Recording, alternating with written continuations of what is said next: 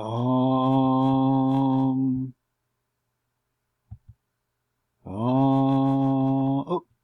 sorry, class. No webcam today. I don't have any clothes on. I'm just kidding. I'm fully dressed, but I wanted to leave you with that terrible image. So we bring our attention now to the conservative movement in the United States since World War II, and we have to ask ourselves, what does the conservative movement, the so-called New Right, have to do with a hippie with his VW bus and Britney Spears asking for more Pepsi? Let's find out. If you know anything about the conservative movement, or even if you don't know anything, probably the face that comes to mind is Ronald Reagan. Reagan was to the conservative movement, and is to the conservative movement, was in many ways Martin Luther King Jr. was to the civil rights movement. It's chief spokesperson. And Reagan, in his first inaugural address, in many ways laid the philosophy of the conservative movement out for America, and it remains in many ways intact today. We must act today in order to preserve tomorrow. And let there be no misunderstanding. We are going to begin to act beginning today.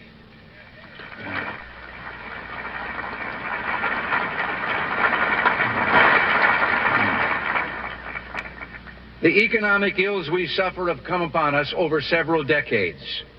They will not go away in days, weeks, or months, but they will go away. They will go away because we, as Americans, have the capacity now, as we've had in the past, to do whatever needs to be done to preserve this last and greatest bastion of freedom. Here it comes. In this present crisis, government is not the solution to our problem. Government is the problem. Government is not the solution to our problems. Government is the problem. What Reagan is saying there is that less is more. Less government equals more freedom, more opportunity, and ultimately more prosperity. If the liberal movement, going back to the New Deal, had been saying more is less, more government equals less injustice, less poverty, less inequality, Reagan comes in at a moment of liberal weakness and stresses that, in fact, less is more. Less government equals more freedom, more opportunity, and more prosperity. We'll talk more about that as we wrap this phase up, but we do need to put Reagan in context. Understand that Reagan and the New Right had been forming for a very long time, including during the 1960s. This is why historians talk not about the 1960s, but about the long 1960s. It seems that we can trace a lot of our current political and cultural wars back to the 1960s. And movements that are still having a significant influence in America today are movements that began in the 1960s. I think, I forget whether I said this in a previous lecture, some people would say you can tell whether a person's a liberal or conservative based on how they answer the question, what do you think about the 1960s? And so this is a lecture, the conservative movement, even though we start with Reagan in 1981, we ultimately need to step back, not just in the 1960s, but in many ways to the 1950s. One of the interesting things about Reagan's New Right is that it actually takes shape, is actually taking shape before the New Left is even on the scene, but it will not ultimately come to power until the New Left had already blown up. And that's an important point to understand as well, too. The conflicts of the 1960s were not liberals versus conservatives. Conservatives were just not there yet in the 1960s. That was still a time of their formation. That was a time in which Reagan was still forming in the 1960s. And the one time that conservatives did challenge liberals directly in the 1964 presidential election, as we'll see, was a time of great humiliation for conservatives. And they would have to regroup, which they would, and ultimately win the presidency in 1980 and win the Congress in the 1990s. The 1960s was not a good time for conservatives to directly confront liberals. However, the 1960s was characterized by significant conflict, but those conflicts were conflicts between liberals themselves. this was a period of liberal infighting where the radical liberal movements of the 1960s, and here I mean 5 movements in particular: the New Left, the Civil Rights Movement, Women's Liberation, Black Power, and the Gay Civil Rights Movement. These radical liberal movements were confronting Cold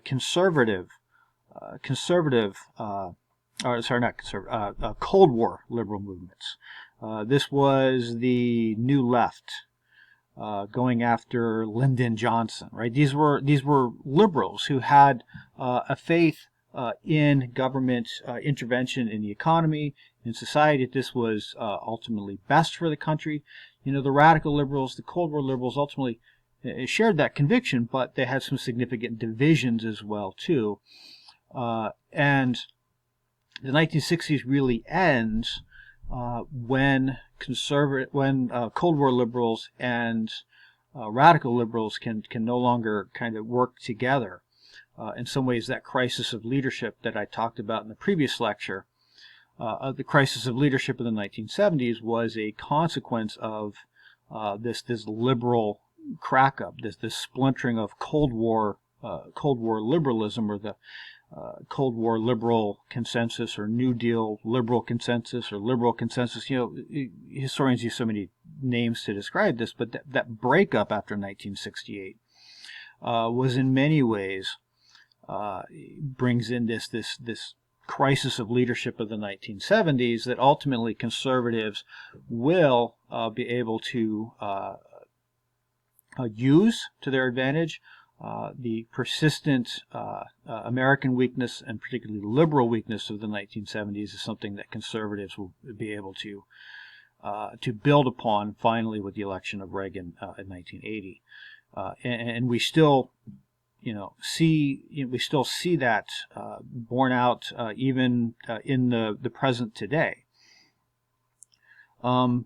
Conservative gains, the greatest conservative gains in America, tend to follow periods of liberal infighting. In 2015, you had liberal infighting between Bernie Sanders supporters, between Clinton supporters. A split in the liberal, a split in the Democratic Party that in many ways mirrored the split in the Democratic Party back in the 1960s, with a lot of the radical liberals of the 1960s supporting Bernie Sanders, and Clinton in some ways representing the Cold War liberals of the 1960s. Their inability to get along in that election paved the way for Republicans under the leadership of Donald Trump to come into power, and we'll talk about to what extent Trump can be considered a Reagan-type conservative. Some of you might be surprised by the results at the end of this. Will 2020 be the same? Will the Biden camp, in some ways still that remnant of the Cold War camp, and the Bernie camp, the remnant of that radical liberal camp, will they be able to come together in 2020? If they do, if they find the unity that they didn't find in 2016, Trump is not going to have the votes to be able to win, but it's unclear whether that's going to materialize. But one thing that is clear is the liberal consensus is dead. But long live the liberal consensus, right? Central to liberal politics was the idea of Keynesian interventions into the economy, of government needing to step into times of national crisis to provide injections of cash in different kinds of ways. For all of the gains of the conservative movement since the 1970s, look, what just happened in Congress? Just last week, what was passed? What did Trump sign off on? A $2.2 trillion, and what do we call this thing? Now, I understand conservatives don't like to call it this, but everybody knows what it is, the $2.2 trillion stimulus package. Many of your families are waiting on those checks, and what do we call those checks? Stimulus checks, right? Keynesianism and Keynesian liberalism is alive and well. As Nixon famously said back in the early 1970s, we are all Keynesians now. And for all the conservative gains in America, it still seems to be the case in times of crisis that liberal faith in Keynesian intervention seems to keep popping up. So what does that portend for the future of the conservative movement? We'll see. We'll see what 2020 brings. But let's not, historians are terrible at forecasting the future. Let's step back in time to the 1950s and see where the conservative movement even came from. All right. So, yeah, it's taken me 10 minutes, but let's begin this lecture, shall we? Oh, moving the wrong way. Let's begin this lecture, shall we? To understand Ronald Reagan, we need to understand the origins of the New Right. To understand the origins of the New Right, we need to understand the emergence after World War II of the so-called New Conservatives, as they called themselves.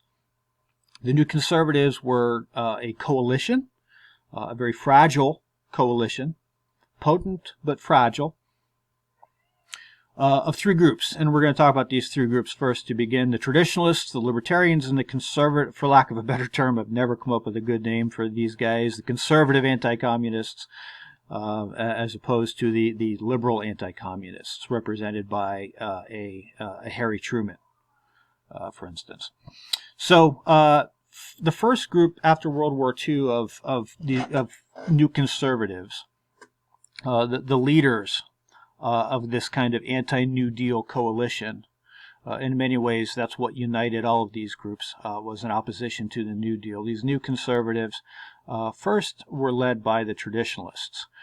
In our example of the traditionalist here is Russell Kirk's 1953 book, The Conservative Mind, in which Kirk, a college professor, steps back and tries to show that no, America hasn't always been characterized by a liberal philosophy, that there's always been conservative thinkers running all the way back to the Founding Fathers, through Southern thinkers in the 19th century, and even into the 20th century as well, too.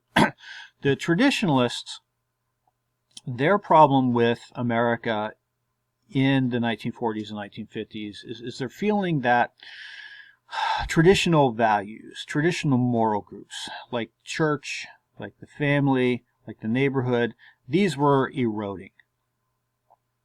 That Americans were abandoning traditions. Particularly, they were concerned. Now, the interesting thing is Kirk himself, when he writes The Conservative Mind, is an agnostic, but by the time of the last edition of The Conservative Mind, he will be a Catholic, and a lot of the early traditionalists were Catholics too, and the feeling that America, like the West in general, had moved away from Judeo-Christian values and Judeo-Christian moral groups like commitment to the family, to church, and they ultimately blamed big government for this erosion of traditional values. They said what FDR, what they called, what some called democratic collectivism, that FDR, the New Deal, and New Deal liberals like Truman, and in some ways even blamed Eisenhower for this too. What they taught Americans was to depend upon the state, to look to the state to take care of them, rather than to be loyal to traditional moral groups like the family, like church, like Christian values. And so ultimately their opposition to the New Deal stemmed from the belief that Americans had too much freedom. They had abandoned loyalty to these traditional groups and had become instead dependent upon the state. They had become what people called in the 1950s a mass society, a bunch of atoms bouncing into each other. These weren't people anymore. They're just atoms bunching into each other. And ultimately, the government was in many ways to blame for that. Particularly the New Deal government and the liberal philosophy was to blame for that, because it taught Americans to depend upon government or to embrace a freedom, when what they really needed to do was embrace these traditional family values. As I said, a lot of the early traditionalists, and eventually Kirk would join them, were Catholics. They were the leaders of the traditionalist wing. We'll see by the 1970s and 1980s, even to the present, the traditionalists in the conservative movement shifted over to the Protestants, the so-called new religious right or Christian right that we'll be talking about in a future lecture.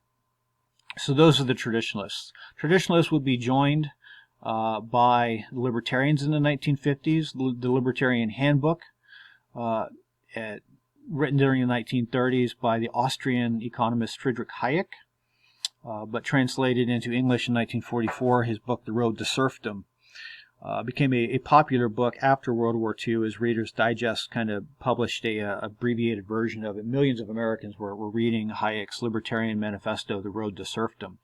And then in the 1950s, libertarians are kind of finding themselves. Libertarians obviously had a problem with the New Deal. They believed that programs like the TVA and Social Security represented the abandonment of government principles of limited government and government intervention in society.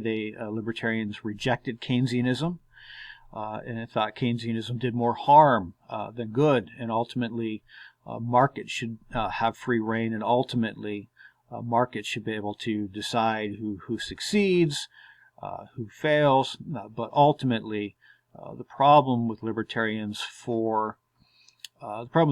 of liberalism or of the New Deal state was that it gave Americans too little freedom. It robbed them of their economic and political rights, and ultimately was a road to, as Hayek had suggested, a road to serfdom, which, to translate into more contemporary language, was the road to slavery, or the road to totalitarianism. Americans read Hayek's book. They read libertarian books in the 1950s. They heard Eisenhower complain about the TVA, for instance, as creeping socialism. And they worried, here we are, we just fought the fascists. Now we're fighting communists. Are we allowing communism or socialism into our own society here in the form of the New Deal state? And they wondered if the New Deal liberalism was in some ways a slippery slope towards communism within American shores. So libertarians and traditionalists could unite around a common enemy, the New Deal state or liberalism. But they significantly divided with each other on the question of what should take the place of the New Deal state. For traditionalists, what should take the place is people should return to traditional Judeo-Christian commitments, particularly commitments to family values, to loyalty to church. For libertarians, and granted, a lot of libertarians were Christians themselves, and they believed that ultimately libertarianism worked best on a Christian foundation, but still the very idea of libertarianism is that people should have freedom. And so they look at traditionalists like Kirk and saying, well, you're just exchanging one form of totalitarianism for another. If people are free, they should be truly free. They shouldn't have to be Christian. They shouldn't have to be churchgoers. They shouldn't have to abide by Christian values. That seems to run against the kind of freedom that we're trying to produce here. So understand that as much as traditionalists and libertarians united around a common enemy, the New Deal state, they had significant differences of opinion on what exactly should take the place there. And this is a conflict that still comes around today. As much as the conservative movement has in many ways since the 1950s been dominated by the libertarian wing, there are still traditionalists within the conservative movement, and it's, these conflicts can pop up at any point. I was at a conference of Christian students when I was in grad school, and then after I'd become a professor, I still spent some time in these groups, and I could see, these conflicts, and they fall along the tradition, these lines of traditionalists versus libertarians, right? As long as you're talking about what's the problem with the New Deal, what's the problem with FDR, what's the problem with Barack Obama, right? They get along. But when you talk about, well, what should take the place, what should we be doing differently, then these groups end up in significant conflict. And that is just as true today as it was in the 1950s. Adding more complexity to the mix was a third group that kind of fell under this coalition of the new conservatives, for lack of a better term, conservative anti-communists, to contrast them with liberal anti-communists, although sometimes these individuals called themselves liberationists. This group of thinkers and intellectuals, policymakers, was led by James Burnham. Burnham had been a communist, interestingly, during the 1930s. during the 1940s became a libertarian, writing his own kind of manifesto against the New Deal, the managerial revolution, as he called. But then, as the Soviet threat and a global Soviet threat seemed to manifest itself, Burnham in 1937 wrote a book, The Struggle for the World, in which he suggested that the United States was going to have to take a much more aggressive tone towards the Soviet Union. We talked about, and you read about America's containment policy under Harry Truman. That America needs to try to contain the Soviets in their existing bounds. Burnham says in his book, The Struggle for the World, that's not going to work. We have to take the fight to the communists. Eventually, Burnham, in his 1953 book, espouses his philosophy this way. It's not enough to simply contain the Soviets, because that really allows the Soviets the strategic advantage. The Soviets can really expand wherever they want, and Americans are constantly playing defense. What Burnham says, and he begins this argument in 1947, but he kind of really puts a name to it in 1953, what we need to seek is the liberation of communist-controlled areas. It's not enough to simply contain the Soviets in Eastern Europe. We need to win Eastern Europe back. It's not enough to keep the communists in North Korea. We need to take North Korea back, and then we need to take China back. We need to take the fight to the communists. We need a much more aggressive strategy along the lines of, say, NSC 68, which some of you read during the second section of the course. And in order to be able to do this, Burnham suggested we're going to need a large military establishment, what Eisenhower ultimately called a military-industrial complex. And so these conservative anti-communists, in contrast to liberal anti-communists, were much more aggressive in their belief that the United States needed to more actively take the fight to the Soviets, and we needed a large, as big as Truman's and Eisenhower's military establishment was, it was never big enough for James Burnham and his supporters. And understand he had supporters in, like, the CIA, were some of Burnham's biggest fans in government. John Foster Dulles, the Secretary of State under Eisenhower, were supporters of Burnham's ideas. For these individuals, the American military-industrial complex was never big enough. And here's where the new conservative movement becomes, in some ways, even more complex or even contradictory, right? Because on one hand, you have traditionalists and libertarians saying we need to get back to principles of limited government, and they have different reasons for doing so, but they both espouse the problem is the New Deal. The problem is liberalism. We need to get back to principles of limited government so we can get back to strong families and economic freedom. Along comes these conservative anti-communists like Burnham and saying, and in many ways they believe in principles of limited government, but they're also saying we need this other wing of government. We need this military-industrial complex. The last time I checked, the military is part of the federal government, right? And so you have this contradiction introduced here by people like Burnham, of saying, yes, we need principles of limited government, but we also need this large military establishment too. So how does a military-industrial complex fit with the ideals of limited government preached by these other groups? And so all of these groups consider themselves oppositions to New Deal and New Deal liberalism, to Cold War liberalism after 1947. But there's just a lot of contradictions and infighting there. What these groups all need, what the traditionalists, the libertarians, these new anti-communists, more aggressive anti-communists, what they need is somebody to bring them or fuse them together.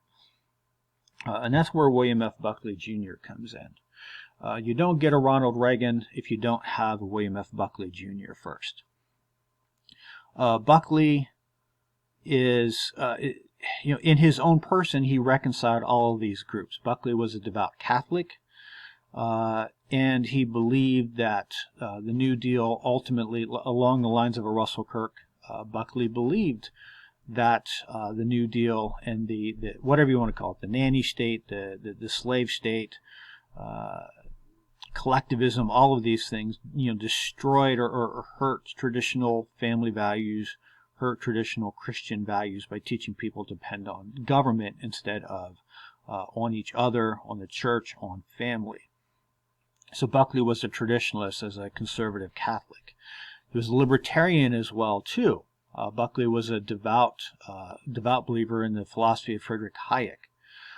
Buckley would, and once you graduate from SAU, please don't do this. Buckley, he graduated from Yale.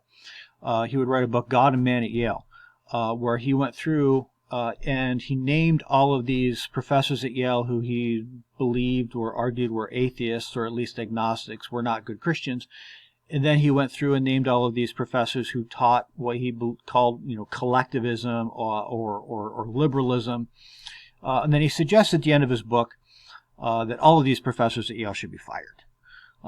Please, once you graduate SAU, please don't try to get me fired. Don't write a book saying I should be fired. All right, please don't do that. That would be sad. That would make me sad. So don't do that. But this is what Buckley does. Taking, committed both to kind of Christian values, but also to libertarian values. He's trying to get his former faculty members fired. But Buckley also was a believer in Burnham. Buckley, after he had left Yale, had been for a CIA officer for a while, and here he picked up on the ideas of Burnham. And Buckley was somebody who believed that containment, that liberal anti-communism was not enough. We needed to take a much more aggressive stance towards the Soviet Union, and we needed a larger military-industrial complex than even Eisenhower was building. How did Buckley square all of these tensions, right? Here's how I think how Buckley reconciled these things and how conservatives have reconciled them since. Look, what we want ultimately is a free society. A free society has to abide by principles of limited government. But in order to maintain a free society, you need strong moral Christian values. You also need to be able to defend those values, right? Buckley was intimately, as many of you kind of pointed out in your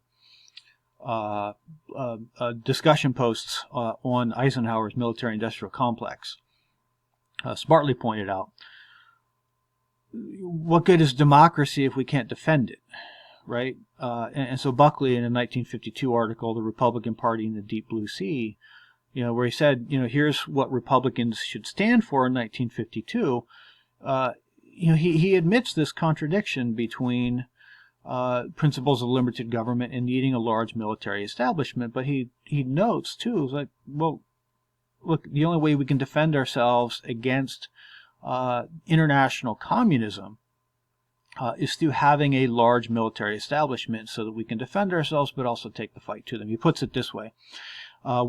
These are his words. We're going to have to maintain a totalitarian bureaucracy on our shores for the duration of the Cold War. And he calls America's, before Eisenhower names it the military-industrial complex, Buckley calls it what it is, a totalitarian bureaucracy on our shores. The military-industrial complex is not a democratic institution, right? It is a large government agency filled with people who are not democratically elected. Now, theoretically, Americans can have control over the Department of Defense through their election of the president, and so you can kind of get to a theory of democratic control over the Pentagon. But if we're honest with ourselves, we realize that the defense established in the United States is largely autonomous of democratic oversight, in some ways even of congressional, more and more so congressional oversight. So it is, I think, what Buckley calls it, a totalitarian bureaucracy. But again, Buckley says, yeah, realize this is kind of a paradox. Here we are preaching limited government but big military. But if this is what's needed, what good is our democracy if the Soviets can come in and run roughshod over it? So we need to be able to defend ourselves against external threats. And so democracy is just going to have to live with this undemocratic institution of the military-industrial complex. In other words, what Buckley is preaching here, and what people eventually would call fusionism, that these opponents of liberalism, traditionalists, libertarians, conservative anti-communists, and having a common enemy should figure out a way of getting along. And so Buckley is the first individual who will successfully kind of fuse all these different strands in his own person, and builds all kinds of institutions to help fuse these conservatives together. One of the most important things he did was the development of a new conservative magazine, the National Review. The National Review fuses all these individuals together. You know, you're reading the National Review. It begins in 1955, a biweekly publication. In one page, you'll see Russell Kirk complaining about the abandonment of traditional Western values and the emergence of mass society under the New Deal. And then the next page, you read James Burnham's commentary, his running commentary called "The Third World War," where he argues that the need for Americans to prepare to fight a third world war against international communism. And then turn it over, and the next two pages are one of Buckley's libertarian friends writing about the problem of government control over the economy, and we need to get back to free market principles, and making an argument for why we should get rid of or privatize Social Security even. Complaining, and I should say a lot of the new conservatives like Buckley in the 1950s, because after all, it's Eisenhower, it's the Republicans who are in charge. But as many of you noted, many of you have noted from reading chapter 26 of the Youth book, Eisenhower in many ways embraced a lot of the ideas of the New Deal, including to some extent Keynesianism. Buckley and the National Review spent a lot of their time not attacking liberals, but attacking Republicans, calling them modern Republicans who had made their peace with liberalism, and what Buckley and his supporters were trying to do was get back to a more genuine conservatism, a more genuine Republican Party dedicated to principles of limited government, but also defending democracy through a large military establishment. Buckley would also start an organization to help college students win them over to away from the Republican Party and towards an authentic conservatism. ISI, the Intercollegiate Society of Individualists. Today, the Intercollegiate Scholars Institute. ISI was the group that I have spent some time with about 10, 15 years or so ago. So that's how I learned a lot of these ideas and their tensions and conflicts and what have you. Buckley is starting all these organizations like the National Review Magazine, a group like ISI for college students, in order to help kind of fuse these anti-liberal forces together into one potent movement. But the final thing before we shift from the new conservatives to the new right is to understand that for people like Buckley and Burnham and Kirk and the ISI folk, these were what they called in the 1950s kind of the egghead conservatism, right? These are elites. These are professors and journalists, people separated largely from people at the grassroots. And so the new conservatives are seeing significant activity in the 1950s coming together. But what they need to become an active political movement is they need to find contact at the grassroots level. That is what we begin to see during the 1960s. It's during the 1960s that these new conservative eggheads, these elites, working from the top down, will begin to make contact with a number of bottom-up forces in the 1960s. And as they do, as new conservative ideas find kind of popular acceptance, find popular support at the grassroots, that's when you have the formation of the new conservatives and intellectual movement into the new right, the political movement that ultimately would put Ronald Reagan into power.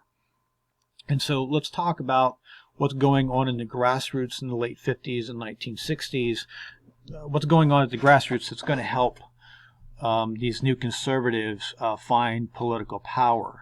First, we need to kind of look at, one of the origin points for the new right are America's suburbs. Not all of America's suburbs, but America's growing suburbs. And there's certain regions of the country, certain counties, where we can kind of trace back the origins of a kind of popular mobilization on behalf of the conservative movement and people like Ronald Reagan. At this time, Orange County, California, was one of the central places. And this is an important one. Ultimately, Reagan himself will come out of Orange County, California, the actor turned political activist, rooted there in Hollywood, there in Orange County.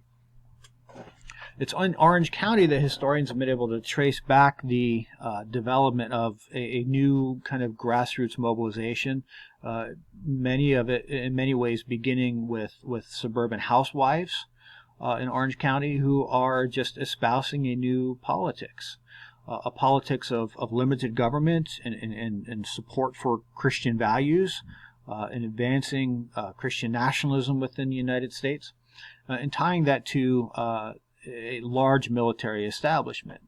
One of the things that unites these different counties, whether it's Orange County, California, eventually Fort Worth, Texas, today Colorado Springs, Colorado, one of the things that unite these counties that have been more active in supporting new conservative principles of limited government and large military is the fact that these counties, they're tied into the military-industrial complex.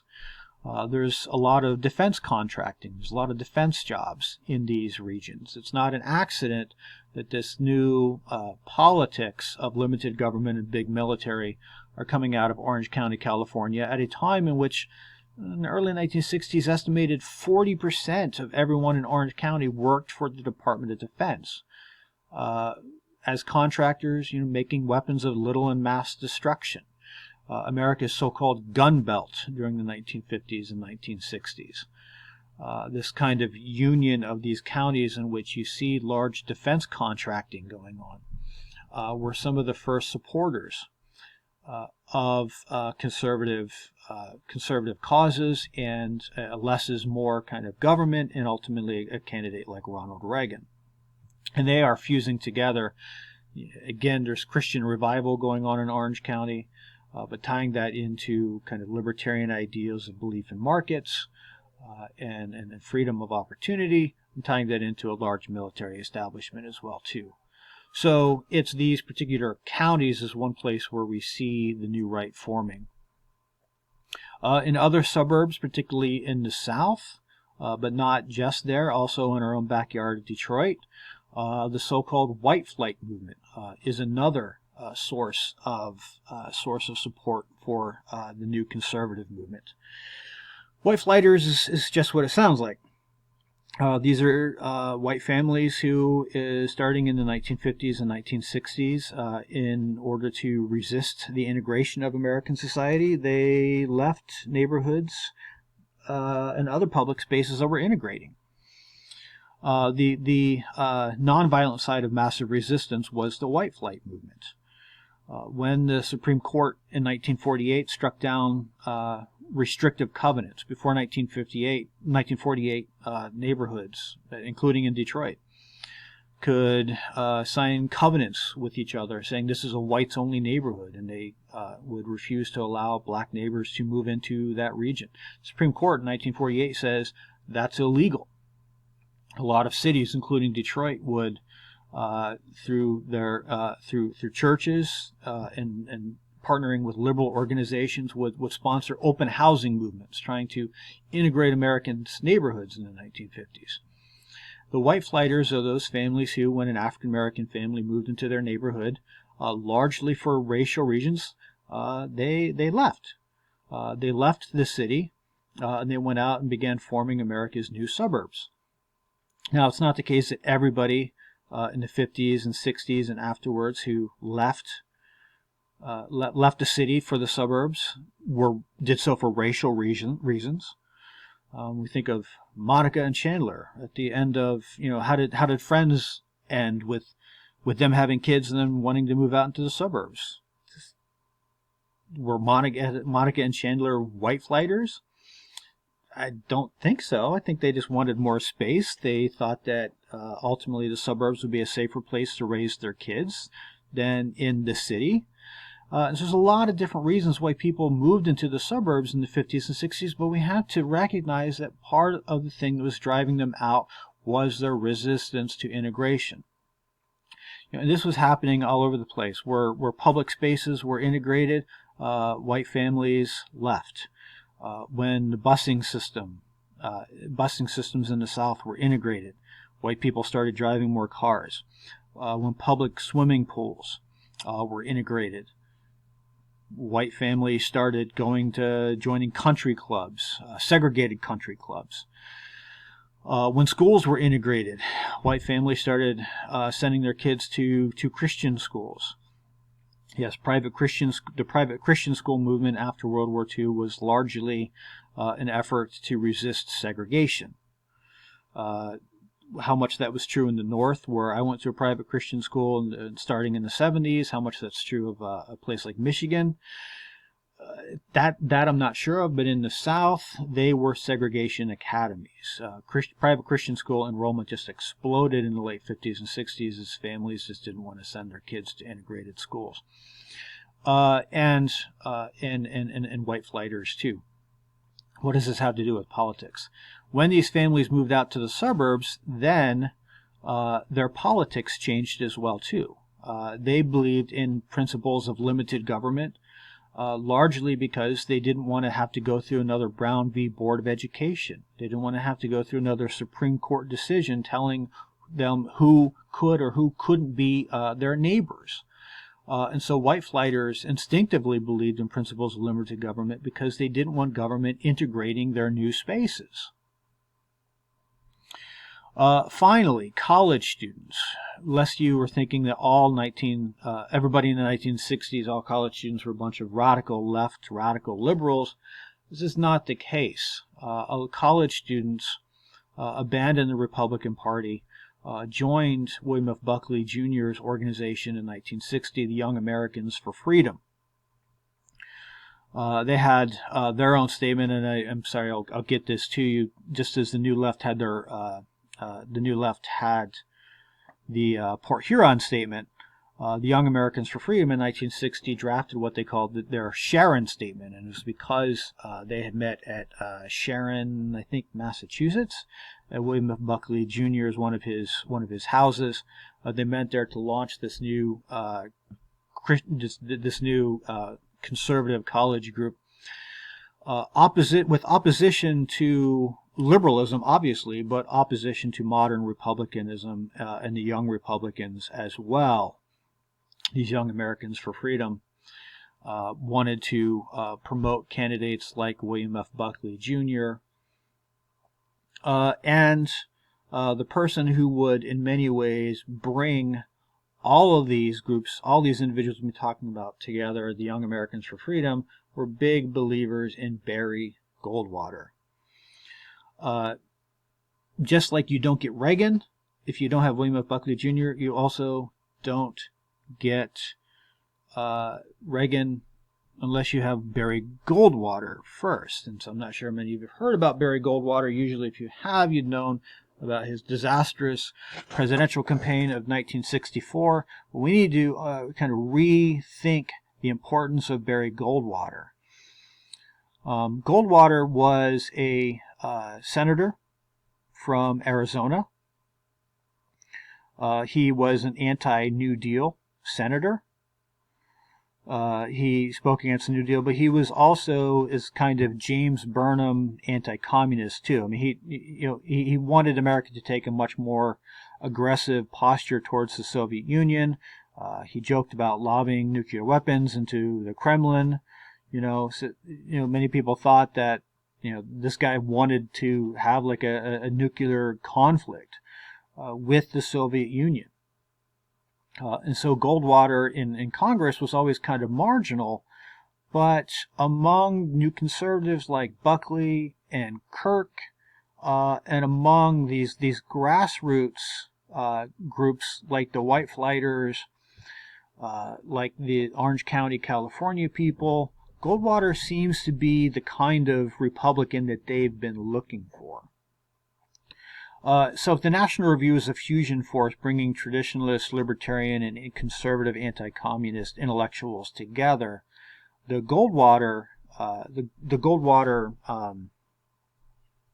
political movement, and particularly the Goldwater campaign of 1964, will be the fusing effort bringing these conservative eggheads like Buckley together with the White Flighters and the Orange County Housewives and the Young Americans for Freedom.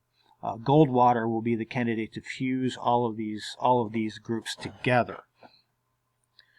One of the reasons the Young Americans had formed in 1960 is they were trying to get Goldwater to be John F. Kennedy was running for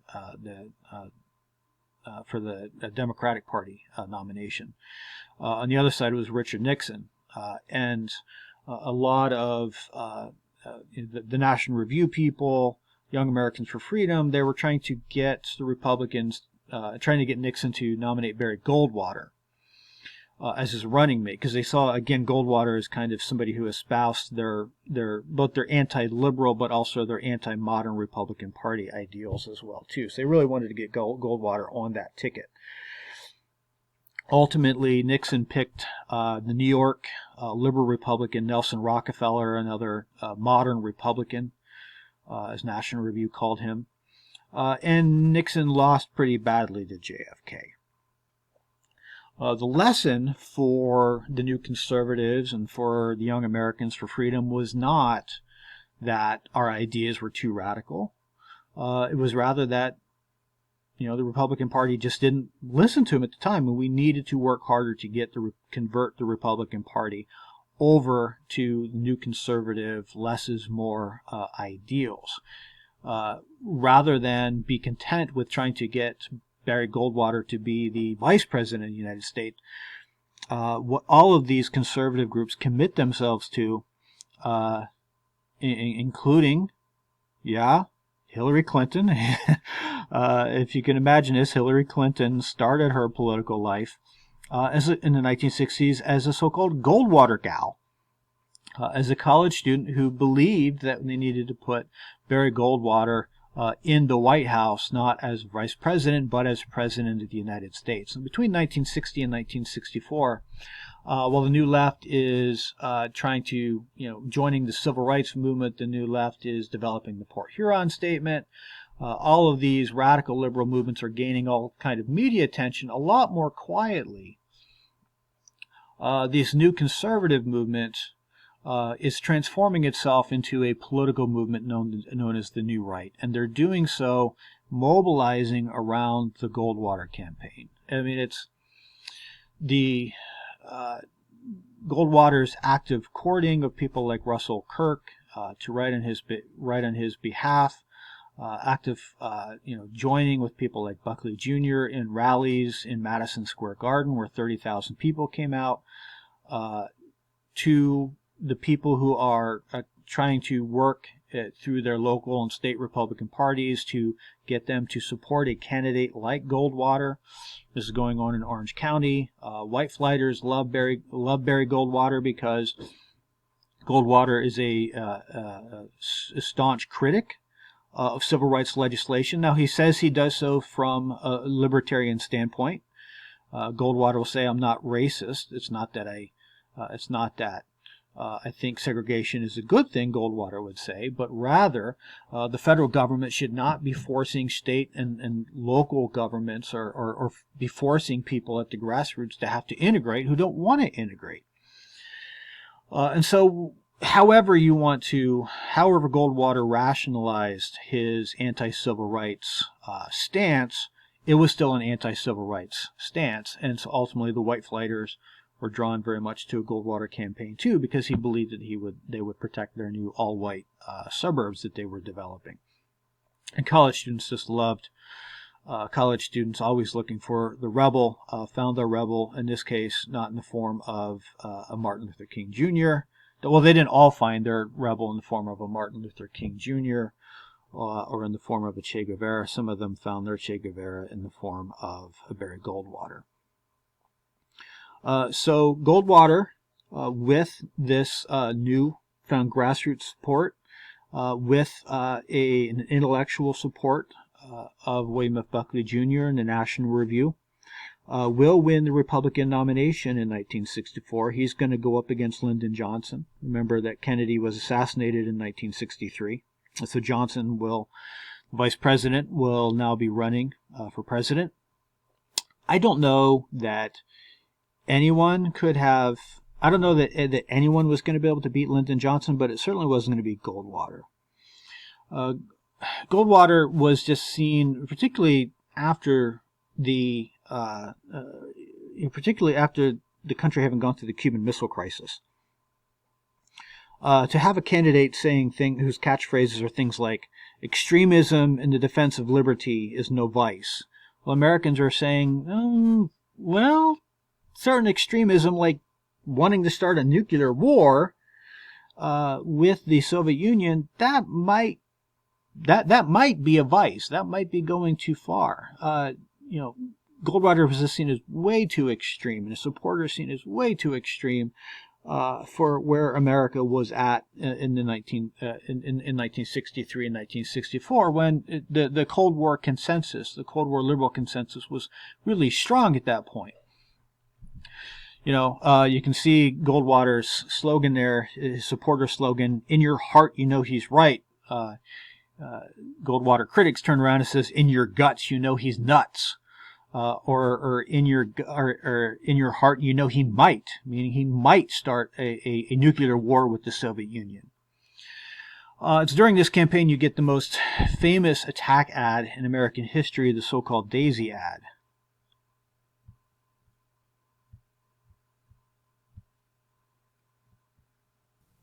From the Library of Congress in Washington, D.C.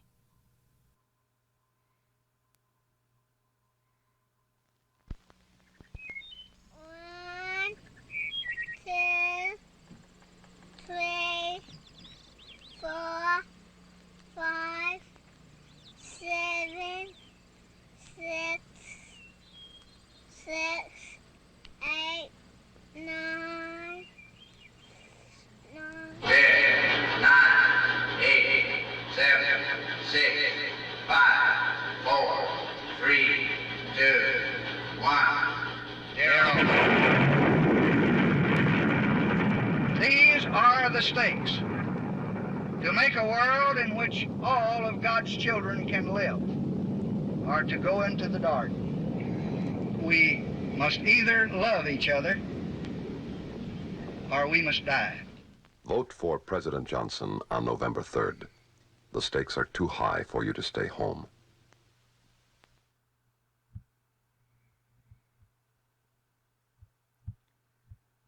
I mean, yikes, right? A vote for Lyndon, for Barry Goldwater is a vote to blow up poor little Daisy there. So Goldwater is easily defeated by Johnson. And many people at the time thought, they had recognized Goldwater, National Review, Kirk, and Young Americans for Freedom, and they thought, these extremist conservatives, interesting group, but obviously their ideas are so far afield from the American mainstream, where America's at the time. The Goldwater defeat just seemed to be, for these liberal observers, a defeat of the entire new conservative movement, and they thought that was it. What they didn't understand was how significant the Goldwater campaign was for fusing the new right, the new conservative movement, transforming it into the political movement, the new right, and the kind of successes that they would have going forward, particularly as liberals split after 1968. The collapse after 1968 of the Cold War liberal consensus, split between radical liberals, between Cold War liberals, is going to make it easier for these Goldwater conservatives to reunite, to find each other around a new candidate. So a couple things of note that people missed in the Goldwater campaign. First, the Goldwater campaign is the first time that these were the first years in which these new conservative eggheads like Buckley Jr. found the grassroots support that they needed. They found the Orange County housewives. They found the white flighter, peaceful segregationists. They found the college students, the Young Americans for Freedom. And they all combined together and worked together. And Goldwater's defeat did lead them to rethink some of their coalition. The more radical John Birch Society conservatives, Buckley will kind of try to kick them out of the movement, try to have a little bit more of a moderate movement, try to take a more moderate stance towards the issue of civil rights as well too after 1964. But for the most part, this coalition of the National Review, Orange County housewives, white flighters, conservative college students, that largely would hold after 1964, and they began looking for a different candidate. It's significant that Goldwater, a Southern Republican, was able to beat Lyndon Johnson, a Southern conservative Republican was able to beat Nelson Rockefeller, a New York liberal Republican. The Republican Party had largely been, since the 1930s, a party headed by liberal Republicans like an Eisenhower or like a Nelson Rockefeller. So the fact that Rockefeller could be defeated by a Southern Republican meant that the Republican Party's base was shifting away from the North and the Midwest, and knew in the future the Republican Party's base would be found in the South. But also the liberal Republicans would also begin to find themselves much more marginalized behind the new right Republicans, with Barry Goldwater as kind of the first. And then finally, while Goldwater himself is defeated, his campaign will be a launch pad for other people's political careers. At the Republican Party convention in 1964, people will give speeches whose careers then are in some ways launched after that time. For instance, one of the persons who gave a speech on Goldwater's behalf, perhaps you heard of George Herbert Walker Bush, this Texas oil man, that many people heard his speech and said, no, this Bush guy is pretty interesting. Maybe he's got a future in the National Republican Party. Phyllis Schlafly, the Goldwater gal who will, in the 1970s, launch the Stop ERA, the Stop the Equal Rights Amendment. Phyllis Schlafly, in the 1970s, will establish herself as the anti-women's liberation activist, even into the present.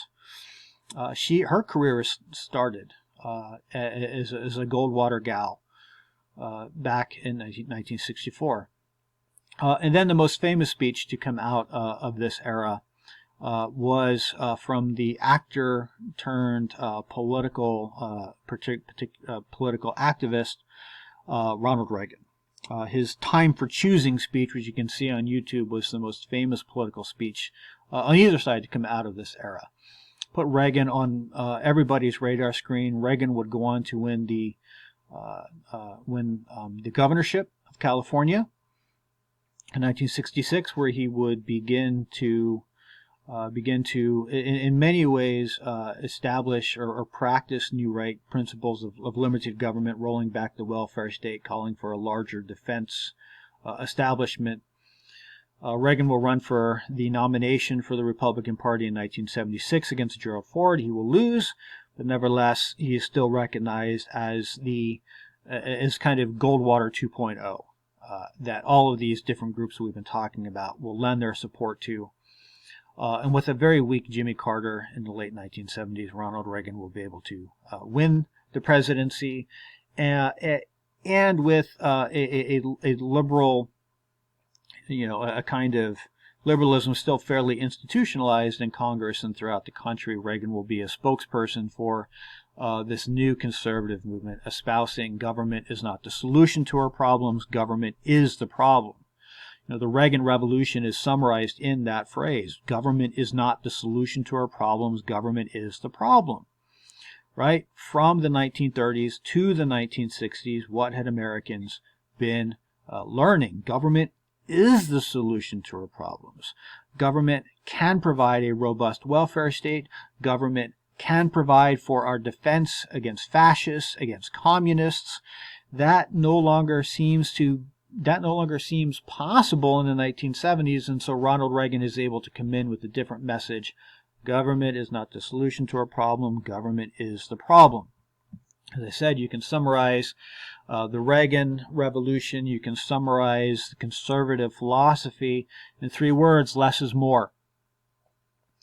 Less government equals more freedom, equals more opportunity, which will equal more prosperity for the country, something that many people were definitely fearing after the economic malaise of the 1970s. How do we return to a period of more prosperity? Reagan will say through a philosophy of less is more. In terms of domestic policy, the priorities of conservatives since Reagan all the way up to the present have been cut taxes, cut welfare spending, deregulate the economy. In terms of foreign policy, they practice military Keynesianism. Maintain a large military establishment. This provides jobs for millions of Americans, and it helps keep us safe.